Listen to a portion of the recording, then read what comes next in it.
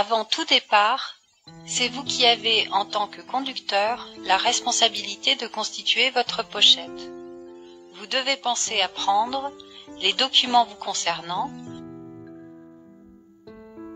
les documents concernant la marchandise, les documents concernant le véhicule.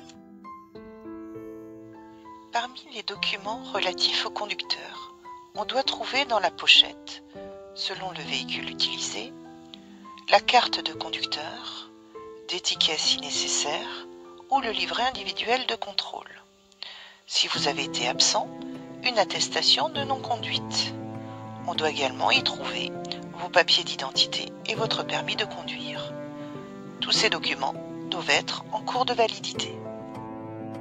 Le routier étant très réglementé, il faudra présenter, en cas de contrôle sur le territoire français, votre carte de qualification de conducteur.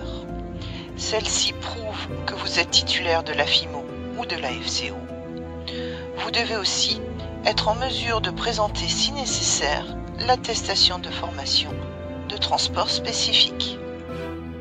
Parmi les documents relatifs à la marchandise, on doit trouver dans la pochette le contrat de transport, le titre de transit, certains documents spécifiques en fonction des caractéristiques de la marchandise et du transport.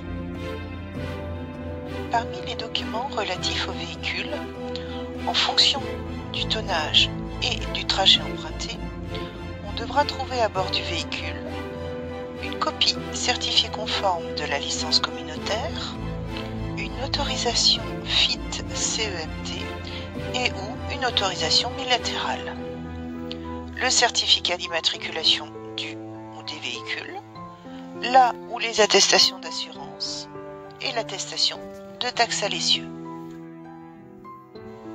Cas particulier, dans certains pays, pour emprunter leur autoroute et voie rapide, vous devez acquitter une taxe, la taxe kilométrique.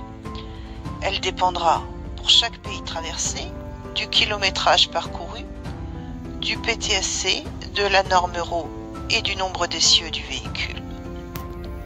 Vous pouvez la payer soit manuellement via Internet ou un terminal ou automatiquement par un boîtier déposé dans le véhicule.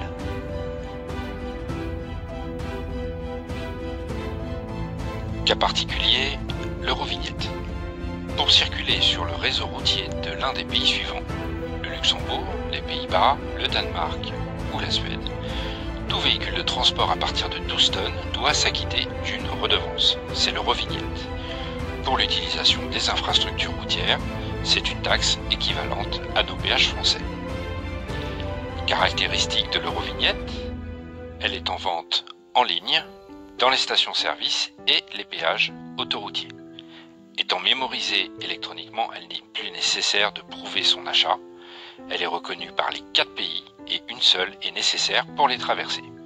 Elle peut être délivrée toute la journée, à la semaine, au mois ou à l'année. Son tarif dépend du nombre d'essieux et de la norme Euro du véhicule. Des exemples de documents qu'il faudra rajouter à votre pochette, en plus des documents cités précédemment. Un certificat d'agrément s'il s'agit de transport de matières dangereuses, un certificat d'agrément et certificat sanitaire dans le cas d'un transport sous température dirigée, un certificat d'agrément vétérinaire dans le cas de transport d'animaux vivants. Voici un résumé qui reprend l'ensemble des documents relatifs au conducteur, à la marchandise transportée et au véhicule qui peuvent composer votre pochette. Ces documents doivent être réunis avant votre départ. Ils doivent vous accompagner durant tout le trajet et être en cours de validité.